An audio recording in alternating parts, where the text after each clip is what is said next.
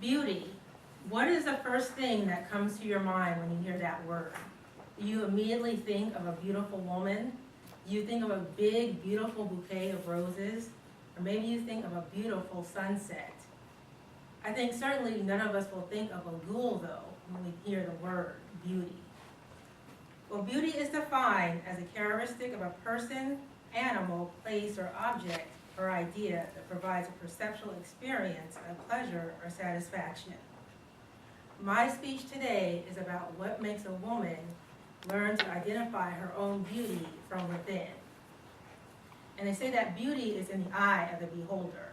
And so I decided to do some research of what other cultures define as being beautiful. One culture I found in Thailand, the women believe, or the culture believes, that having a long neck is a sign of being beautiful.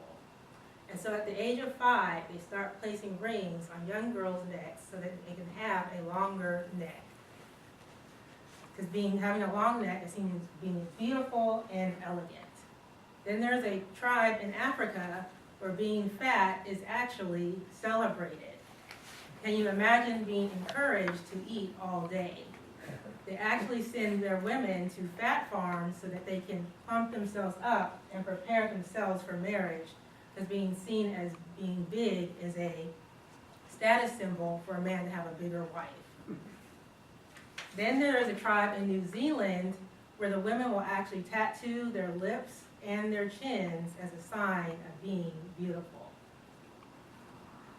The next one is something you may be more familiar with, and it's the idea of getting a nose job.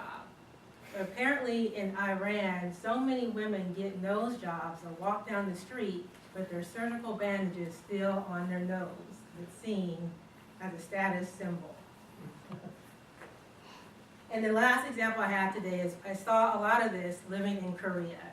Women getting eyelid surgery to try to obtain the Western standard of beauty. But what is our standard of beauty here in America? I would say it's to be tall and thin and to have soft features.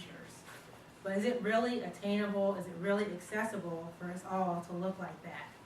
From the examples I gave, there are so many things that women go through to try to see themselves as beautiful. But here I would say the standard is a supermodel. And it was a supermodel that my grandmother used to try to tell me that I was beautiful. Every time I saw my grandmother, she would give me a picture of this model. Every time she saw this model in the magazine, she would rip out the picture and mail it to me. The model I'm talking about is Naomi Campbell. She would say, "Isn't she beautiful? Don't you think you look like her? She's so pretty. Don't you see the comparison? She's gorgeous." And I thought, Granny, I do not look like this woman. Why do you keep telling me I look like Naomi Campbell? And when I was a preteen, I thought, maybe she's trying to tell me something. Maybe I should be a model. After all, my grandmother was tall and statuesque, so maybe I was going to be tall and statuesque too. So my mom sent me on a call from the company Esprit for a modeling call, and I was chosen. And for 2 to 3 months, I did some modeling with Esprit.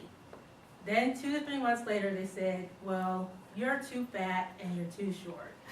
If you grow taller, then come back. So it dawned on me, maybe my grandmother was not telling me to be a supermodel. Maybe it was some other point she was trying to drive home. But it wasn't until she started telling me her own experiences and her struggles with beauty that I understood what she was trying to say. And she told me a story back from when she was 19 years old, living in St. Louis. And she went to a house party with her older sister. And when they got to the door, the party host brought out this. And they looked at her older sister and said, "Because you are lighter than the bag, you are beautiful and you can enter the party." They told my grandmother, "You are darker than the bag, and so you are the ugly duckling of the family and you cannot enter this party." So her sister went in the party and left her standing outside. After that happened, my grandmother moved to California to live her own life. So what I learned from my grandmother was that she was sending me the message not to be a model, but here was this woman that had similar features to herself, similar features to myself, and the world saw her as beautiful. They celebrated her beauty, and she wanted to let me know that you too can be beautiful like this woman. And so it was the confidence that she was trying to instill in me to be confident in my outer self as well as my inner self. Thank you.